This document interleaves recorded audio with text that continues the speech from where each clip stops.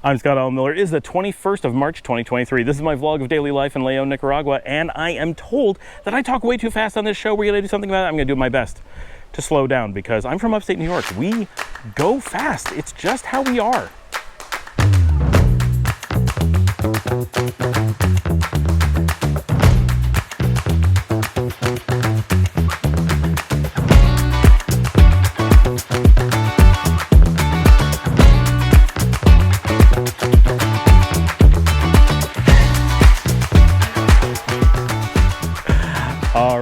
I need to relax and chill on the show. I think it's best when I do my barrio walks because I tend to meander and I get distracted and then I stop talking for a minute.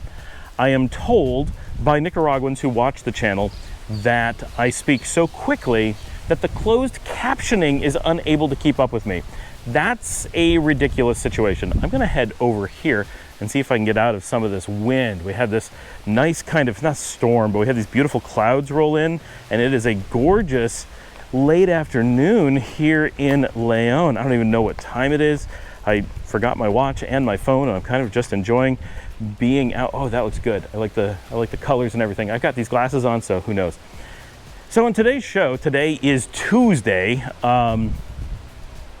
Actually had a really busy day. I was on the phone all day long. Did you see I sped up and then had to catch myself? I have found out that a number of people watch my show and some of them are being sent here by English teachers because I have a really clear accent, and they do it as kind of a challenge to see if people can understand what I'm saying and hear English and practice it, which I find surprising because it seems like people would go to YouTube or Netflix and just get other content, but because I'm in Nicaragua, it like connects to some things for people. But so I thought it'd be interesting to talk about what my accent is, because I bet a lot of people don't know, especially if you are not an English speaker, you probably have no idea what my accent is, but even many English speakers will be like, it's hard to place. And the reason that it's so hard to place is that I have an incredibly neutral accent.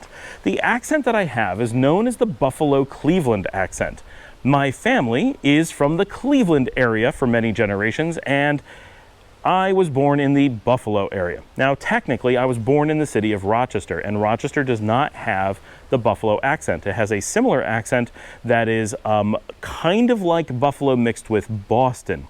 But I did not grow up in Rochester. We moved out of Rochester when I was 100 days old, 3 months and a week, and moved into the countryside that was the Buffalo accent area. So I grew up with all of my experience being around people with the Buffalo accent, and my parents had the Buffalo Cleveland accent. So it's very strong for me. It's not something I learned. It's not something I practiced. This is my native accent. But being a Rochesterian by birth, I did spend a lot of time there. And I did not really notice the Rochester accent around me until I went to university there. And then while I was at university, I noticed that people did sound different than me. Didn't really know what it was, but I had some professors, because I was a music performance student, and in some of my voice classes, they actually talked about the accents and how you could tell where people were from, Buffalo, West Rochester, East Rochester, and so forth, by those accents and just how pronounced it was, because when you're in the classes, you actually got people with those varying accents all in one place. It was quite interesting for me to realize that while they're incredibly subtle, that they did exist in this very small area, because as an American, we tend to have accents that don't change for very large areas. If you go to England, they have English accents that change really quickly from neighborhood to neighborhood. You can go around London and every little bit of London has its own accent. If you go from one city to a neighboring city, you get completely different accents. Manchester, Birmingham, Liverpool, they sound very different than each other. The Cotswolds, the West Country, you go up to Newcastle. Everybody sounds very, very different, and you can tell where someone is from very easily by their accent. America isn't like that. We have, of course, the Southern drawl, and people say y'all, and we have a slightly different accent in the Midwest, and we can identify people. Boston sounds a little bit different. But in general, our accents don't vary that much, and when they do, it's over very large areas of land. It's millions and millions of people, not from village to village. But growing up in Western New York, Buffalo and Rochester, while important cities, are not that large. Neither of them is nearly as big as Managua, for example. And here in Nicaragua, we do notice that there are accents in the hill country, in the mountains, and out here in León and Granada and Managua and Rivas, they do sound a little bit different from each other. People do vary a bit, so that is a bit different than where I'm from. With 6 million people, everybody would have the same accent for the most part. But so my accent is very strongly Buffalo, but when I went to school in Rochester, the most noticeable place is in the word. Just saying the name of the city, I hear my Buffalo accent, and I hear a desire to say the Rochester accent, because where I'm from, we say Rochester, but in the city itself, they say Rochester. And I don't know if you can catch that, but the Ra is much more nasally in the Rochester accent. So Rochester accent instead of Rochester accent.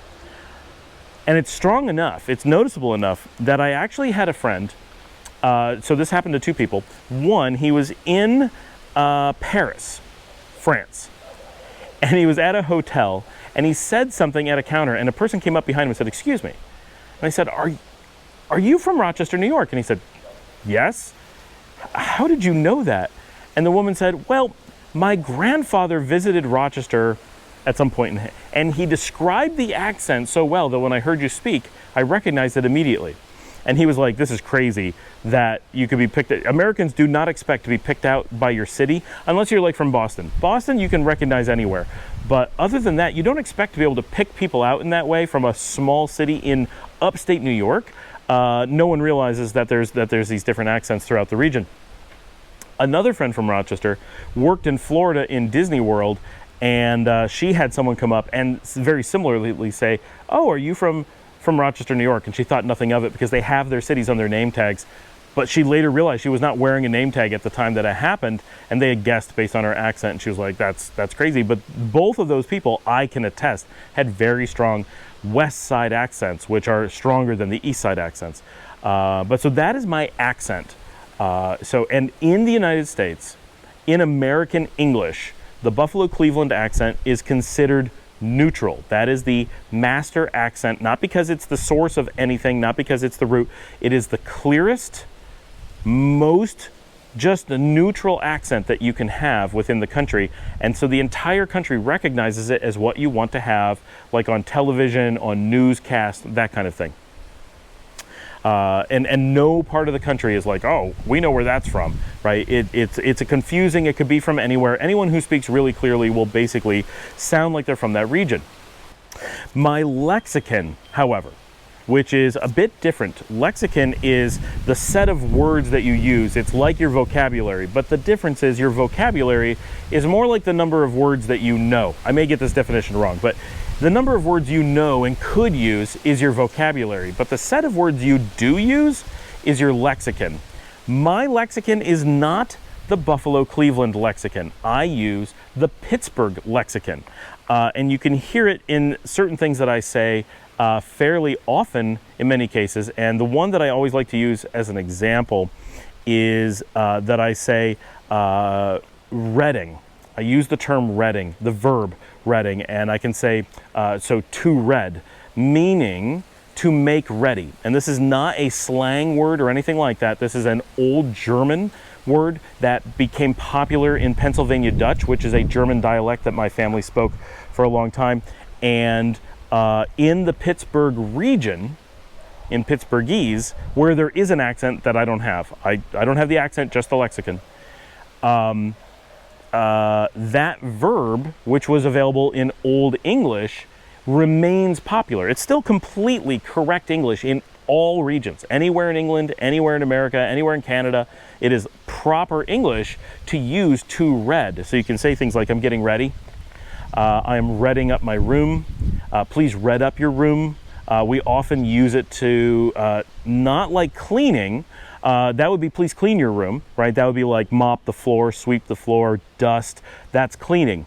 To red up your room is to like pick things up, put them away, to make the room ready to present. You could lump cleaning into that, but it's a very useful word, and I use it a lot. And most people use it that I am getting ready. I'm almost ready. It's like listo in Espanol. But it does have this verb form that is often forgotten. But in the Pittsburgh lexicon, it is used heavily, and that's one that I use a lot. There's a lot of other Pittsburgh words that I use quite a bit that I don't remember or realize that I'm using, and sometimes I'll be saying something and it'll come out and people will be like, what did you say? And it's nothing that I know of in Pittsburgh's lexicon is not correct English. It is simply a set of words and phrases that are uncommon outside of the area. I'm gonna turn the camera here just because I've got this beautiful sky that normally we have such bright sun. I don't get to show you how gorgeous. But when we get cloud cover here in Central America, I just love it. The palm trees and the contrast in the sky. So gorgeous here. Very nice day. I love it when we get a break from the sun. I love the sunlight. I love the sunshine, and being in Central America, you have to, right? It's a sunny life, but because we get so much of it, anytime you get cloud cover is just, it's such a nice change of pace. And I'm a person who loves weather and stuff, so that has been good. So that was my topic for the day. I just wanted to cover a little bit of that because I know I've got people who are watching the show and interested in how I speak. I do want to mention, so this is just a point of interest, there is a new neutral American accent. Mine is a natural accent. No one created it. It's not like the BBC. The BBC in London made their own accent. It's engineered to be clear and neutral and sound very professional. My accent is not like that. It is a natural accent of the Cleveland, Buffalo area, and it simply became dominant through its natural neutrality and clarity. That accent, however, is very northern and does not reflect the more modern demographics of the nation. My accent became standard somewhere in the early 1800s and has simply remained more or less untouched since that time. America in general has fairly slowly changing accents, and much of the American accent and lexicon are actually colonial, which is interesting. We're going to get to that in just a second. But so America is more colonial. It is England who has changed since the time of the colonies. Their language kept morphing as it always had. And so if you went back to the early 1700s and listened to things being said in both England and America, in both cases they would sound mostly like American English today, not entirely, but mostly, and nothing would sound like modern British English today because they're the ones who have changed dramatically over the last several hundred years. So because there has been a shift in what America is like, there has been a shift in where population centers are, and that has changed what is a neutral accent to much of America. Disney, of all places, went through the effort of engineering a new accent for television that is essentially, in my opinion, a blending of North Texas, that is the Dallas metro area, and South California, SoCal, mostly San Diego and Los Angeles, and kind of putting those together and trying to clarify them and removing anything from the language that is extremely regional. So people don't say y'all like they do in Texas, y'all being a replacement for you as is spoken in most English. Those things can be confusing. So they kept what is generally accepted to be correct English universally in the US, Canada, UK, Australia, and New Zealand. But came up with this new accent that you can't quite place. And if you travel enough in the United States and pay enough attention to accents, you can start to pick up that it does sound like someone from Texas who has lived in Southern California for a long time. And if you watch things like the Disney Channel and Disney movies, they use this accent almost universally. It's kind of like a West Coast Southern competitor to the Buffalo Cleveland accent. So I think of it as the Dallas San Diego accent, but it's an engineered accent. It's fake. Nobody gets that from living in a community that speaks that way. Unlike Buffalo, Cleveland, we all speak this way just because we grew up there. So what makes my colonial accent and my colonial lexicon interesting? Well, living in Nicaragua, the thing that makes Nicaraguan Spanish so unique is that it is the most colonial of all the Spanishes spoken in the world. Spain, like England, has moved on dramatically from the time of the colonies, and its language sounds, and in some cases is written, quite different than it was at the time of the colonization. And many of the colonies, especially Mexico, has moved forward quite a bit as well, maybe in a different direction, but similarly to Spain.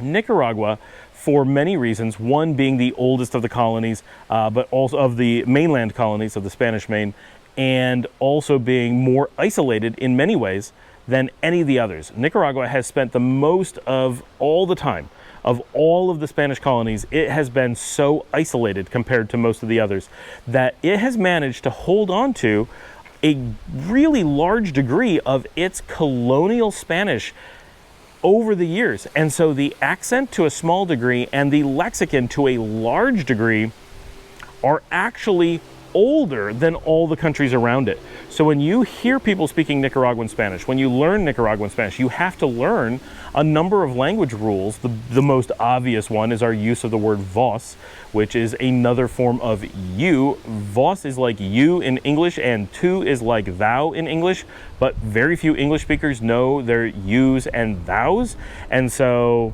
that makes for a difficult comparison, because we simply don't have that in English anymore. If you are really well versed in English, you may know how to properly use you and thou, but they are quite different.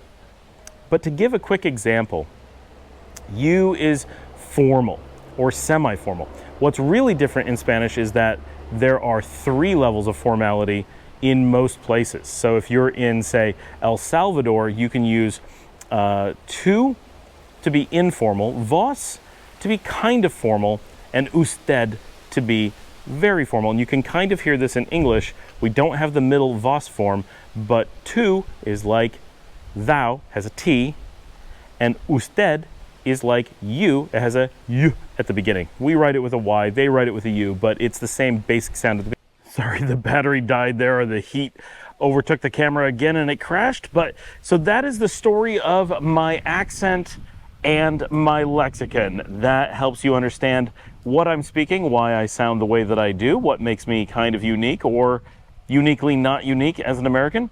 But that is where my English comes from. So today, this evening, Lisa and I spent a bunch of time watching That 70s Show after I spent a day of working in videos and all that kind of stuff. I am getting a ton of work done on my Sam IT channel, which is making me very happy. That one has been stagnant for some time, and I'm feeling much better getting that done. But Lisa and I have been doing, every day we do our math together, or her math, not my math, together. I'm helping her a lot more with school than we used to. So I'm very hands-on with that instead of Dominica. And watching That 70s Show, I've mentioned this already on the channel, but it's so great as a cultural thing for her to get this American culture and 1970s and this bit of history and Midwest and like a whole bit of Americana and important insights into history that she didn't otherwise have access to. And I think it's interesting how shows like that can be, I mean, it's obviously called That 70s Show, so they're clearly going somewhat out of their way to be a little bit historical. It's about life in the 1970s. And so much of, when we look at history, you know, when she's taking history classes, so much of that is out of context and it doesn't mean anything. And it's like, why? Why do you learn this? Because I can't place it. You talk about the 1500s and what people were doing. I don't know what life was like. I don't know what it looked like. I don't know what it sounded like. I don't know how they lived. I can't relate. But shows like That 70s Show kind of give you this is what life was like when I was a kid, right? This is what people dressed like. This is what they ate. This is what they talked about. These are the movies that they were interested in. These are the TV shows they were watching. These are how much things cost. And just, it gives you a connection to be like, oh, okay, I understand the 1970s. It's not that long ago. I can grasp it. I can reach out and kind of touch that bit of history, and I think it's being really good for her. So we're enjoying that a lot. We're always looking for things that we can do together that we enjoy. So thanks for joining me. Please remember, like and subscribe if you'd like to help support the channel. You can get down there in the comments and look for my link to buymeacoffee.com/Scott Allen Miller. That comes directly to me and does so much to support the channel. And thank you so much for all the people who've been supporting. It's been a very good week for support on there. And as always, remember to leave your comments, get down. I love all the discussion, and that's been fantastic. As I'm recording this, there's so much discussion going on today on the channel. That's been great. And as always, again, share with your friends, put on social media, post it wherever people might be interested. Get the word out there about the show, and I will see all of you tomorrow.